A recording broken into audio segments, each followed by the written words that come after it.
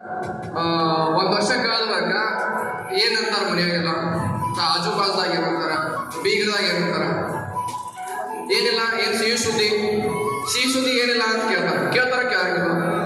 ಹಂಗ 1 ವರ್ಷ ಆದ್ಮೇಲೆ ಕೇಳಿದ್ರು, 2 ವರ್ಷ ಆದ್ಮೇಲೆ ಕೇಳಿದ್ರು, 3 ವರ್ಷ ಆದ್ಮೇಲೆ ಕೇಳಿದ್ರು. ಮುಂದೆ ಬರ್ತಾ ಬರ್ತಾ ನನಗೂ ನಿರಾಶೆ ಆಗ.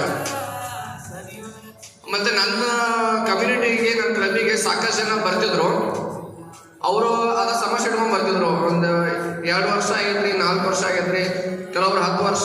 ನಮ್ದು ಕ್ಲಬ್ನಲ್ಲಿ ಅವ್ರು 16 ವರ್ಷ ಆದ ನಂತರ ಅವ್ರು ಬಂದಿದ್ರು. ಅವ್ರು ಓವರ್ ವೇಟ್ ಸಲುವಾಗಿ ಬಂದಿದ್ರು. ಬಟ್ ಅವರಿಗೆ ಮಕ್ಕಳ ಸಮಸ್ಯೆ ಇತ್ತು. ಅವ್ರು ಕಲ್ತು ಒಂದು 2 ತಿಂಗಳು 3 ತಿಂಗಳದಾಗ ಅವ್ರದ್ದು ಕನ್ಸ್ಯೂ ಆದ ರಿಸಲ್ಟ್ ಬಂತು. ಹಾಗೆ 3 ತಿಂಗಳು 4 ತಿಂಗಳಿಗೆ ಒಂದೊಂದು ರಿಸಲ್ಟ್ ಬರ್ತಿದ್ದು. ಆದ್ರೆ ನನಗೆ ಇರ್ತಿದ್ದಿಲ್ಲ. ನನಗೆ ಆ ರಿಸಲ್ಟ್ ಬೇಕಾಗಿತ್ತು. ಅದನ್ನು ನಾನು ತಗೋಬೇಕಂತಂದ್ರೆ ಕಷ್ಟಪಡ್ತಿದ್ದೆ. ಮೇನ್ ಪ್ರಾಬ್ಲಮ್ ಏನಂತಪ್ಪ ಅಂತಂದ್ರೆ, ನಾನು ಹೇಳ್ತಿದ್ದು ಅಂಡರ್ ವೇಟ್ ಇದು. ಆಕೆ 10 kg ತೂಕ ಜಾಸ್ತಿ ಮಾಡ್ಕೊಂಡು ಐಡಲ್ ವೇಟಿಗೆ ಬಂದು ಮತ್ತೆ ಸೈಕಲ್ ಸರಿ ಆಗ್ತಿಲ್ಲ, ಅದು ಸರಿ ಆಯಿತು. ಅದಾದ ನಂತರ ನನ್ನಲ್ಲಿನೇ ಭಾಳ ಸಮಸ್ಯೆ ಇತ್ತು. ನನ್ನಲ್ಲಿ ಸ್ಪರ್ಮ್ ಕೌಂಟ್ ಕಮ್ಮಿ ಇತ್ತು, ತೋರಿಸ್ತಿದ್ದೆ. ಆ ತೋರಿಸೋ ಟೈಮ್ದಾಗ ಕೆಲವೊಂದು ಟೈಮ್ದಾಗ ಮುಜುಗರ ಅನ್ನಿಸ್ತಿತ್ತು. ಸಾಕಷ್ಟು ಕಡೆ ಎಲ್ಲ ತೋರಿಸ್ತಿದೆ, ಎಲ್ಲ ಮಾಡ್ತಿದೆ. ಆದರೆ ಆ ಸ್ಪರ್ಮ್ ಕೌಂಟ್ ಜಾಸ್ತಿ ಮಾಡ್ಲಿಕ್ಕೆ, ಕ್ವಾಲಿಟಿ ಜಾಸ್ತಿ ಮಾಡ್ಲಿಕ್ಕೆ ಏನೇನು ಬೇಕು ಅದು ಮೆಡಿಸಿನ್ ಯೂಸ್ ಮಾಡ್ತಿದ್ದೆ. ಅದು ರಿಸಲ್ಟು ಅಷ್ಟಕ್ಕಷ್ಟೇ, ಅದು ರಿಸಲ್ಟ್ ಏನು ಬರಲಿಲ್ಲ. ಮತ್ತೆ ಬೇಸರ ಆಗಿ ಮತ್ತೆ ಬಿಡ್ತಿದ್ದೆ. ಮತ್ತೆ ಸಿಸ್ಟಮ್ದಾಗ ಕುಂತು ಕಲ್ತೋದಕ್ಕೆ ನನ್ನೊಂದು ಹೋಪ್ ಇತ್ತು. ಖಂಡಿತ ಇಲ್ಲಿ ಉಳ್ಕೊಂಡ್ರೆ ಅದು ರಿಸಲ್ಟ್ ಒಂದಿನ ಸಿಗ್ತದಂತ ಹೋಪ್ ಇದ್ದೋದಕ್ಕೆ 6ನೇ ತಾರೀಕು ನನ್ನ ಮಗ ಹುಟ್ಟಿದಾನೆ. ಹಂಗೇನಾದ್ರೂ ನಾವು ಹೋಪ್ ಕಳ್ಕೊಂಡಿದ್ರೆ ಈ ಕಮ್ಯುನಿಟಿಗೆ ಹೋಗ್ಕೋಬೇಕಾಗ್ತಿತ್ತು, ಆ ರಿಸಲ್ಟ್ ಕಳ್ಕೋಬೇಕಾಗ್ತಿತ್ತು. ಖಂಡಿತ ಇದು ಸತ್ಯ. ಯಾಕಂದ್ರೆ ನಾನು IVF ಮಾಡಿಸ್ಬೇಕನ್ನೋ ನಿರ್ಧಾರಕ್ಕೆ ಬಂದಿದ್ದೇವೆ ನಾನಿನ್ನ. ಯಾಕಂದ್ರೆ 7 ವರ್ಷ ಕಂಪ್ಲೀಟ್ ಆಗಿ ಮೇನ್ ಬಂದ್ರೆ 8 ವರ್ಷ ಕಂಪ್ಲೀಟ್ ಆಗ್ತೈತಿ. ಮೇನ್ ಬಂದ್ರೆ ಮ್ಯಾರೇಜ್ ಆಗಿ 8 ವರ್ಷ ಕಂಪ್ಲೀಟ್ ಆಗ್ತೈತಿ. ಮನೆಯೊಳಗಡೆ ನನ್ನ ಗಂಡ ಮಗ ಒಬ್ಬನೇ.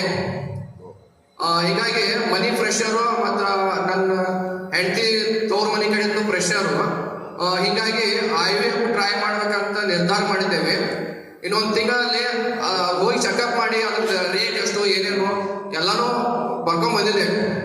ಅದು ಸೀನಿಯರ್ಸ್ ಜೊತೆಗೂ ಡಿಸ್ಕಷನ್ ಮಾಡ್ತಿದ್ದೆ.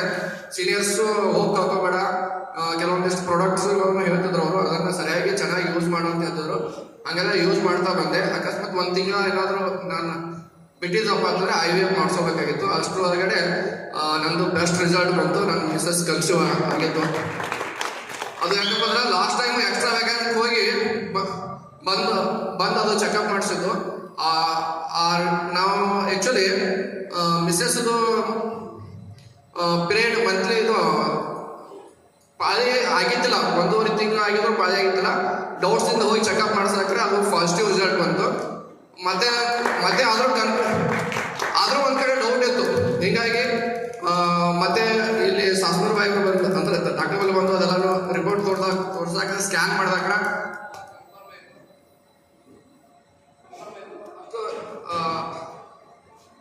ಅಷ್ಟು ಖುಷಿ ತಡೆಯೋಕ್ಕಾಗಲಿಲ್ಲ ನನಗೆ. ಅವತ್ತು ಬಂದು ಯಾರ್ಯಾರು ಪೇಡೆ ಹಂಚ್ಬೇಕು. ಆ್ಯಕ್ಚುಲಿ ಅವತ್ತೇ ಸಾಕಷ್ಟು ಜನರಿಗೆಲ್ಲ ಪೇಡೆ ಹಂಚಿದ್ರು. ನಮ್ಮ ಇದು ಹುಟ್ಟುದು ಪೇಡೆ ಕೊಡ್ತೀನಿ, ಆದರೆ ರಿಸಲ್ಟ್ ಬಂದಾಗ ಅದು ಪೇಡೆ ಕೊಟ್ಟೀನಿ. ಅಂದ್ರೆ ಮೇಡಮ್ ಮನೆಗೆ ಬಂದು ಪೇಡೆ ಕೊಟ್ಟೀನಿ. ಇನ್ನು ಹುಟ್ಟೋದು ಇನ್ನೂ ಪೇಡೆ ಕೊಟ್ಟಿಲ್ಲ ಯಾರಿಗೆ. ಆದ್ರೆ ಆ ರಿಸಲ್ಟ್ ಸಿಕ್ಕಾಕ್ರೆ ಪೇಡೆ ಹಂಚಿನ. ಇನ್ನು ರಿಸಲ್ಟ್ ಮಗು ಬಂದಾಗ ಪೇಡೆ ಹಂಚ್ಲಾರ ಇರ್ತೀನಿ. ಎಸ್, ಅದಕ್ಕೆ